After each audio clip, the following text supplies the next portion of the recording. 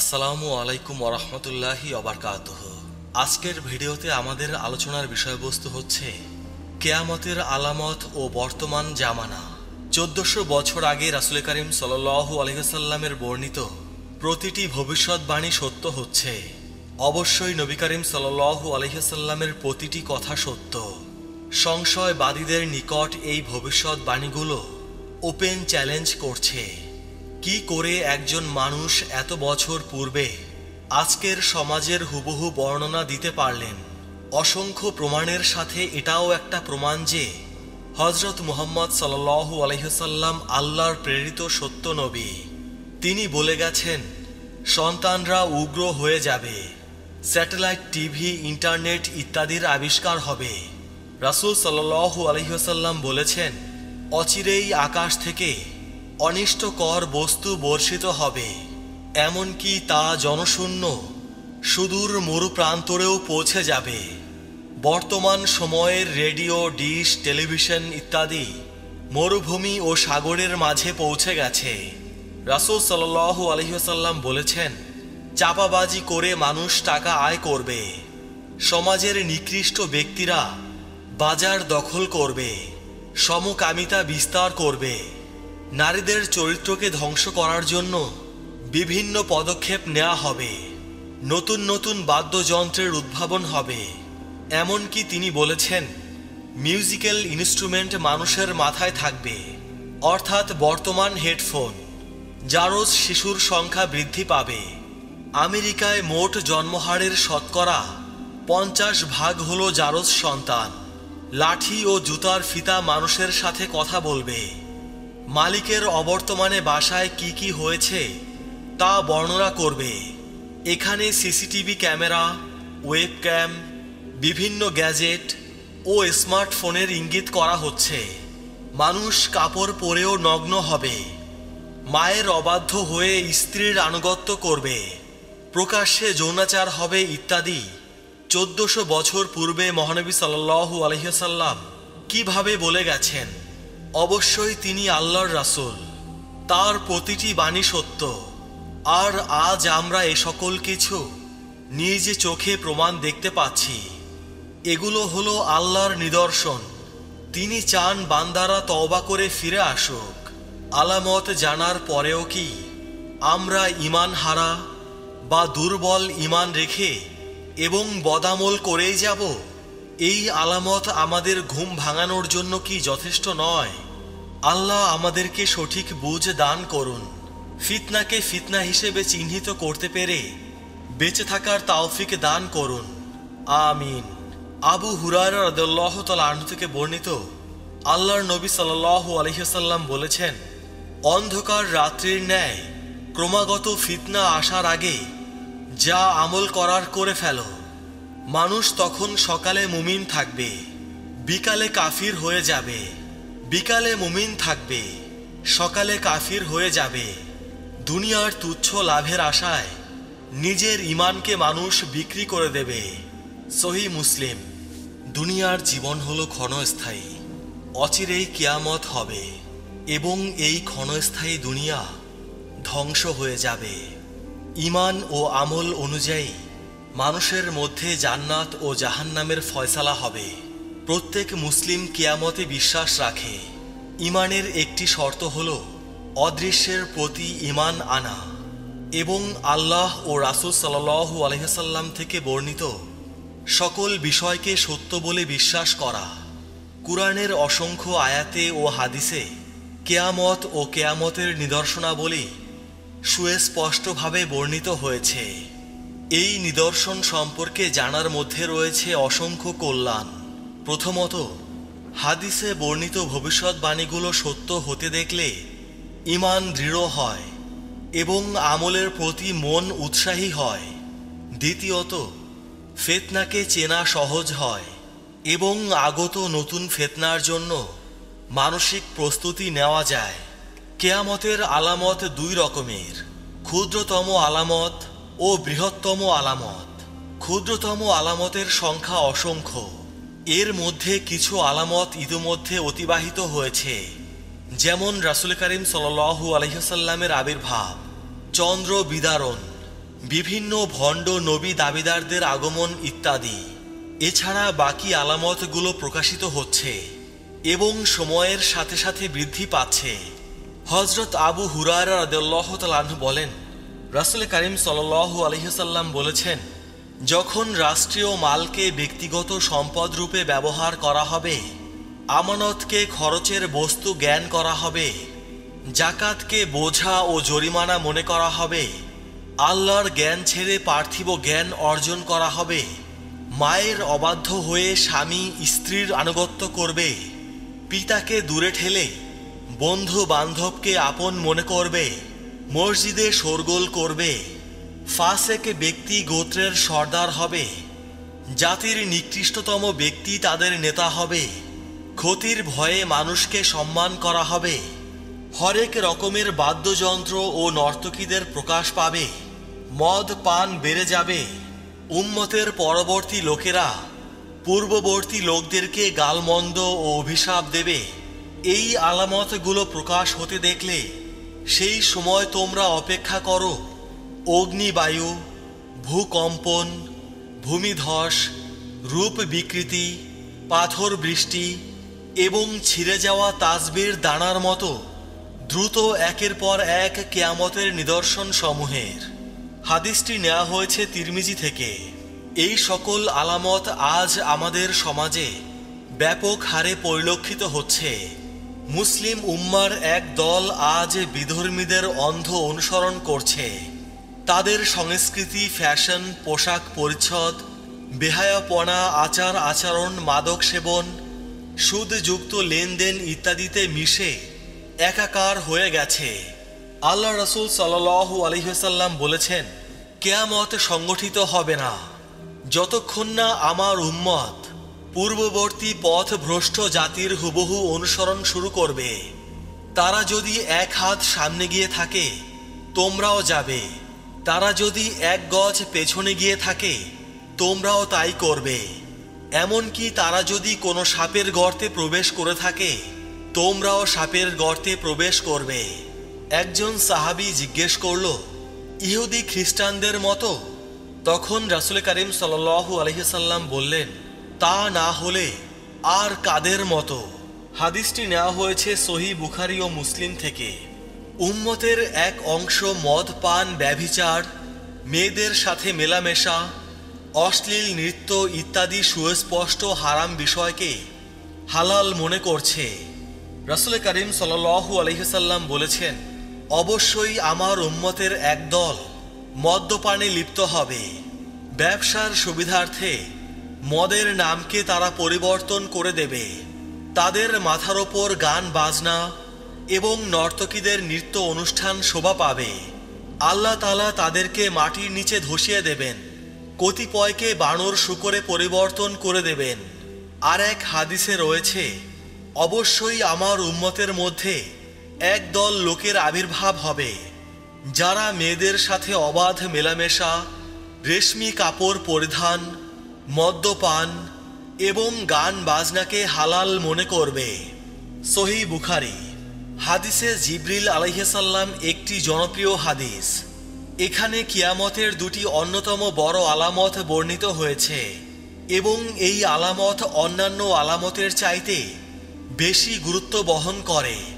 জিবরাইল আলাইহিস সালাম রাসূল করিম সাল্লাল্লাহু আলাইহি ওয়াসাল্লামকে কিয়ামতের নিদর্শন জিজ্ঞেস করলে উত্তরে নবী করিম সাল্লাল্লাহু আলাইহি ওয়াসাল্লাম বলেন, কৃতদাসীরা তাদের মনিবকে প্রসব করবে এবং তুমি খালি পা ও নগ্ন দেহ গরিব মেষ রাখালদের সুউচ্চ দালান কোঠা নির্মাণ করতে দেখবে এবং তা নিয়ে গর্ব ও প্রতিযোগিতা করতে দেখবে।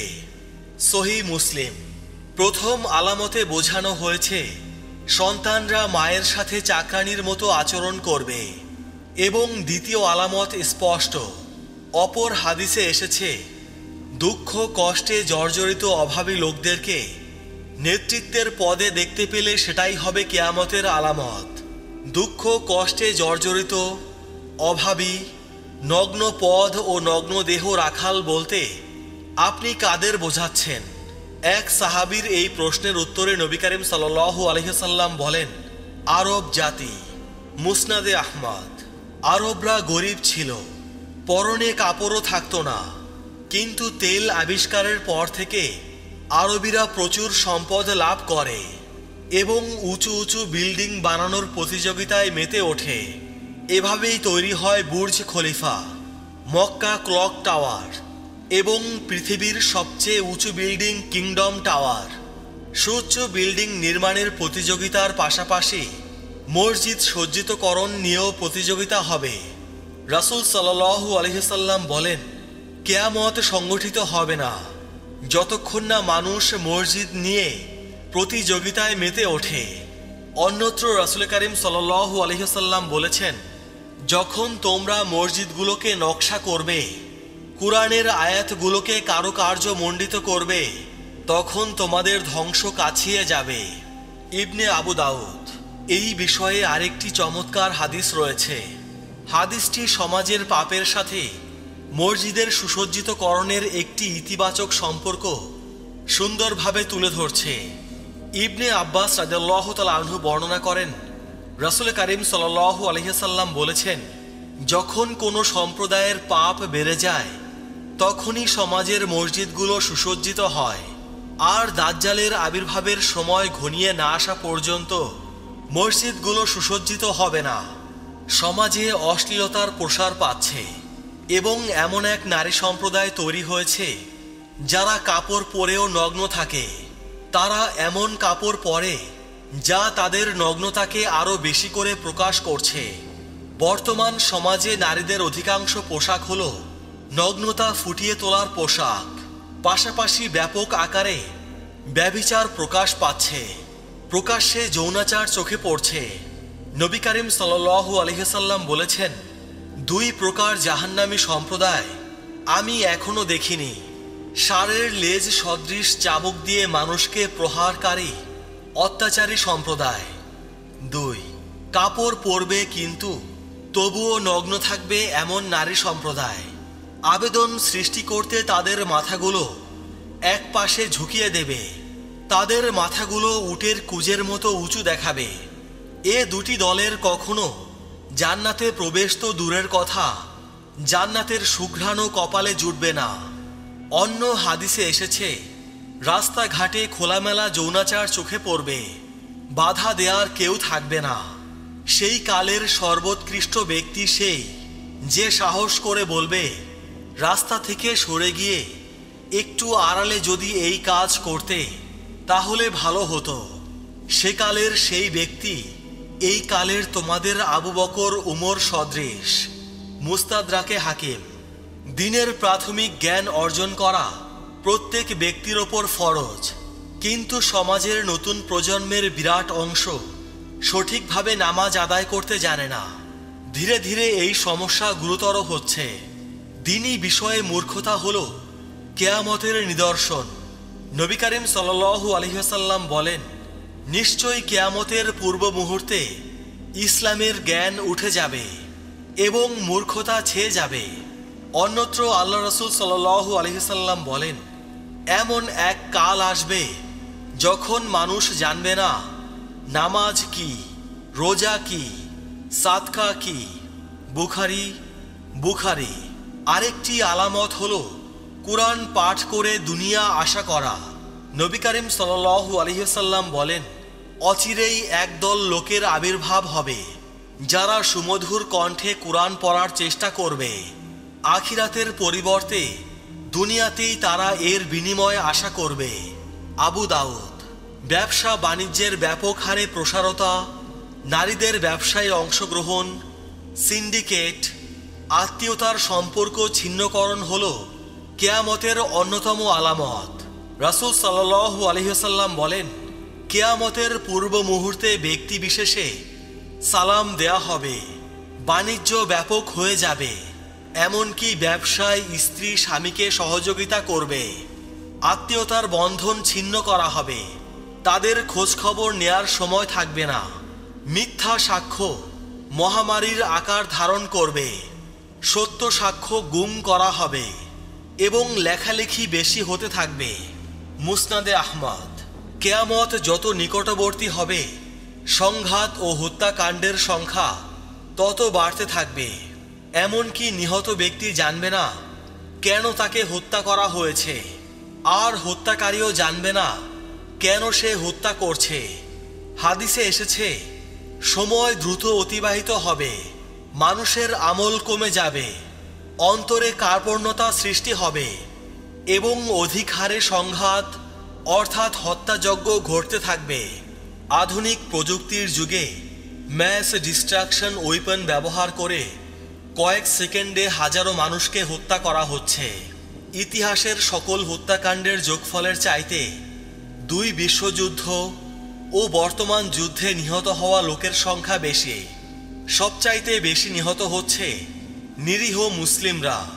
বার্মা, কাশ্মীর, ফিলিস্তিন, সিরিয়া, ইরাক, ইয়ামান, আফগানিস্তান সহ বিভিন্ন জায়গায় প্রতিনিয়ত মুসলিমরা বিধর্মীদের হাতে নিহত হচ্ছে।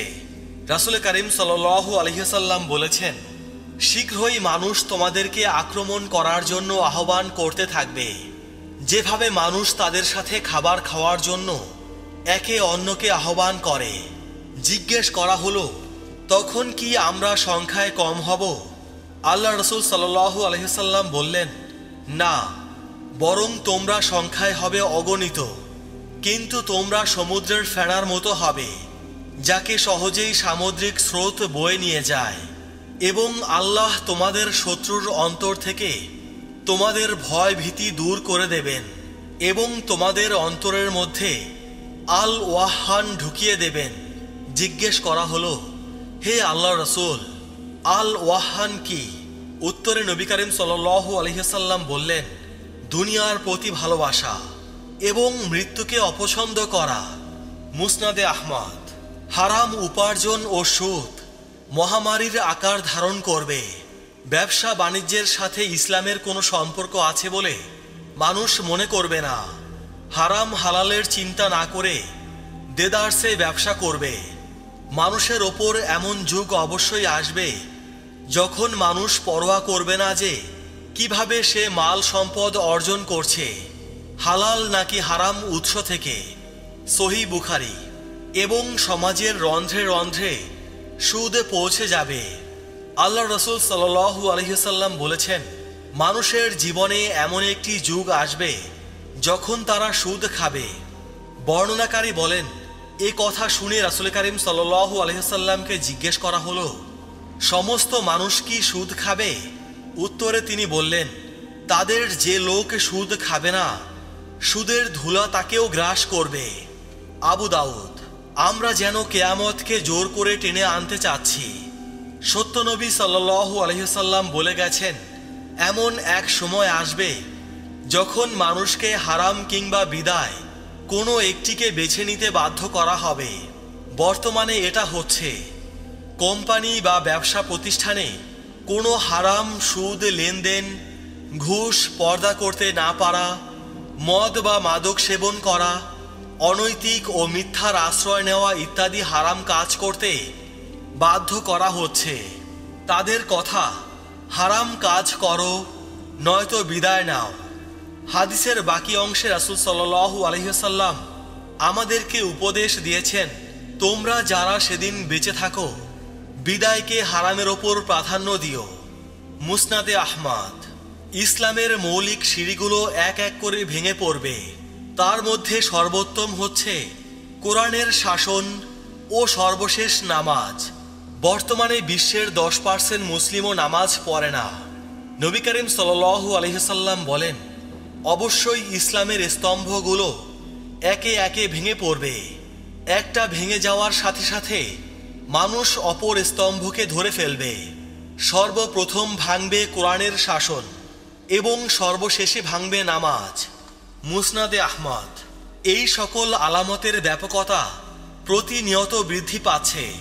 মুসলিম উম্মাহকে একের পর এক নতুন ফিতনা গ্রাস করবে, কিন্তু মুসলমানরা হতাশ হবে না, বরং তারা আশায় থাকবে। আহলে বাইতের সেই সদস্যের যার আগমনের বার্তা রাসূল সাল্লাল্লাহু আলাইহি ওয়াসাল্লাম দিয়েছেন।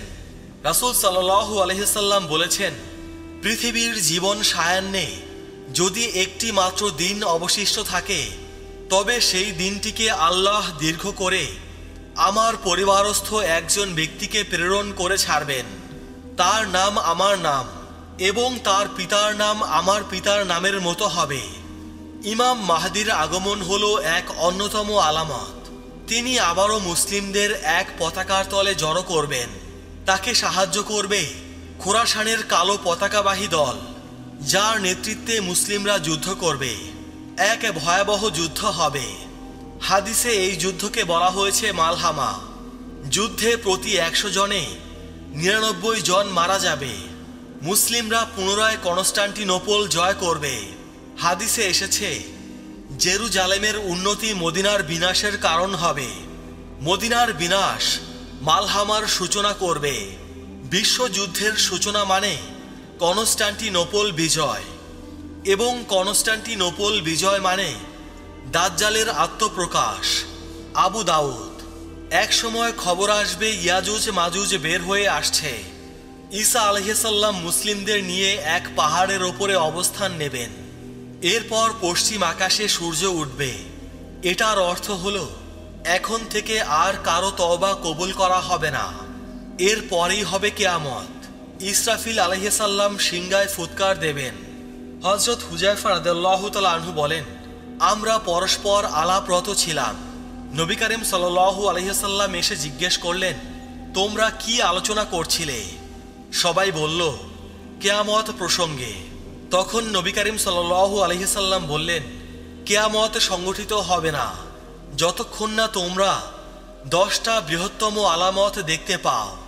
ধোঁয়া, দাজ্জাল, অদ্ভুত প্রাণী, পশ্চিম দিক থেকে সূর্য উদয়, ঈসা আলাইহিসসালামের প্রত্যাগমন, ইয়াজুজ মাজুজের উদ্ভব, 3টি ভূমিধস প্রাচ্যে, পাশ্চাত্যে ও আরব উপদ্বীপে, এবং সর্বশেষ ইয়েমেন থেকে উত্থিত হাসরের ময়দান থেকে তাড়নাকারী বিশাল অগ্নি। মুসলিম। প্রিয় মুসলমান ভাই ও বোনেরা, আজকের ভিডিও এ পর্যন্তই। সবাই ভালো থাকবেন। আল্লাহ রাব্বুল আলামিন আমাদের সবাইকে হিদায়াত দান করুন। আমিন।